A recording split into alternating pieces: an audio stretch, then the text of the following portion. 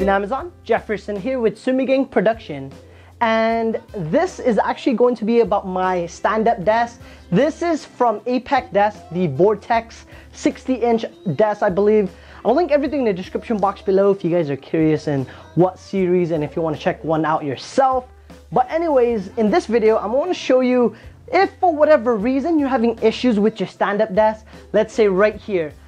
For whatever reason, your stand-up desk does not stand up all the way to its full max height.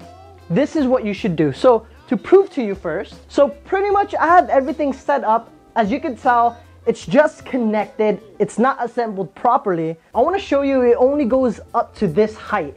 And obviously, if you look at the hydraulics, the leg part, that's not the full height potential. So I'm going to drop this down first. So this is the lowest right now. Now I'm going to press up. So when I press up, you could tell it rises, which is really sweet, but that's it. That's the only height it goes to, which is very, very disappointing. So what you want to do is first, you want to power down and disassemble everything. Unplug the control unit and the power. Now everything is disassembled. What you want to do next is disassemble the control bar right here. So you just want to unscrew the Allen keys on both ends and then just pop this out. Obviously you want to be careful so they don't fall down. So when you lift it out, you just want to be very cautious about that. So I have one of the legs right here.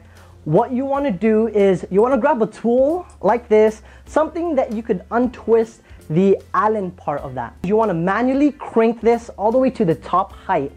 You want to be very careful. Once it hits the max, you want to slow down so you don't over crank this, because that will just end up making it worse. So you want to just plug this in and then start cranking your way up.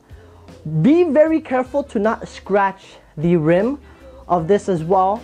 You don't want to make anything worse. So just crank it all the way up.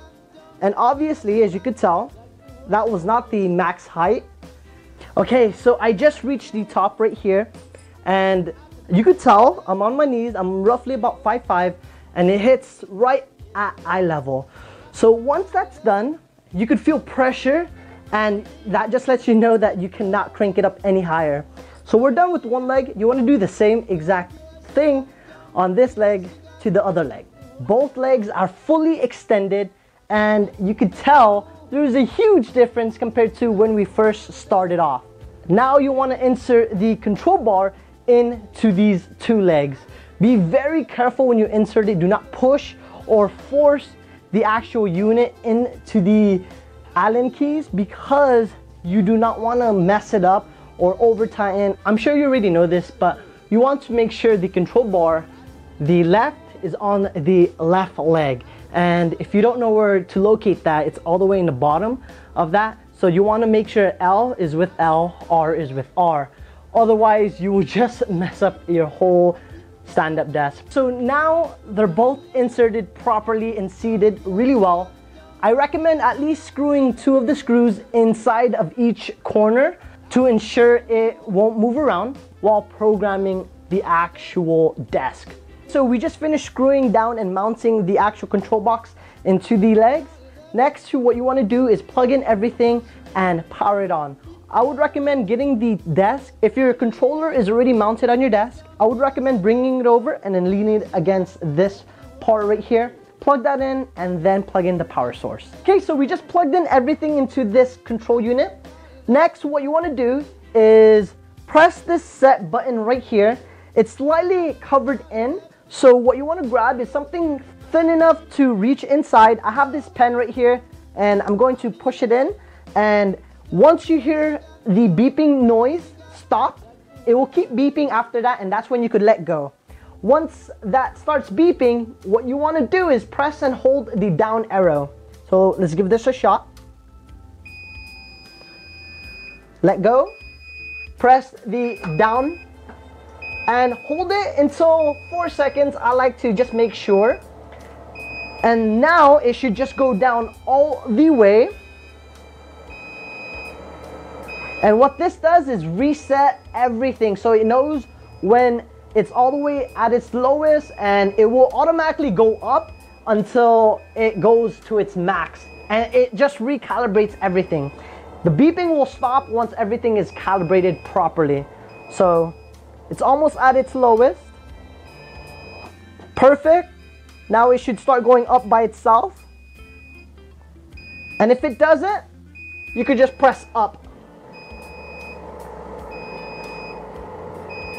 And from there, it should go all the way up at its max as well. And then your calibration should be complete.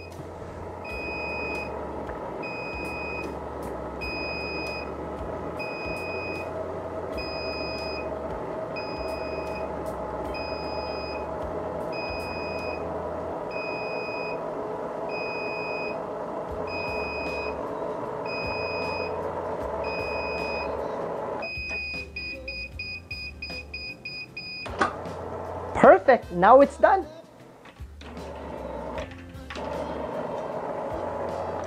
Okay, so we just finished calibrating everything. I'm going to show you one more time that everything works perfectly well. As you can see right now, it's fully extended all the way to the top. I'm going to press down and take it from there.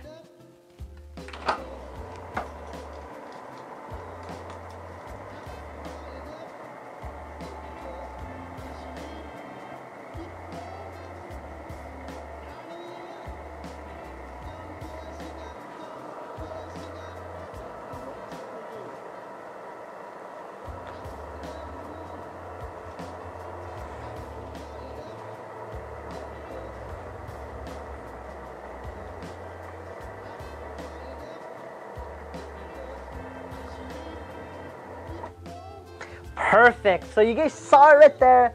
From fully extended, it goes all the way down to its lowest height, and it also goes to its maximum height as well. Hopefully this video helped you guys out. If you guys liked this video, or if you just found it helpful, give it a thumbs up. It definitely helps out my channel. If you have any other questions or comment, be sure to leave them in the comment box below. I'm more than willing to answer any questions you guys may have. Like always, ladies and gentlemen, have a great day. Was super kind enough to send me this travel case to review, and I'll provide a link in the description box below. So I'm using this case for my Evo SP smartphone gimbal.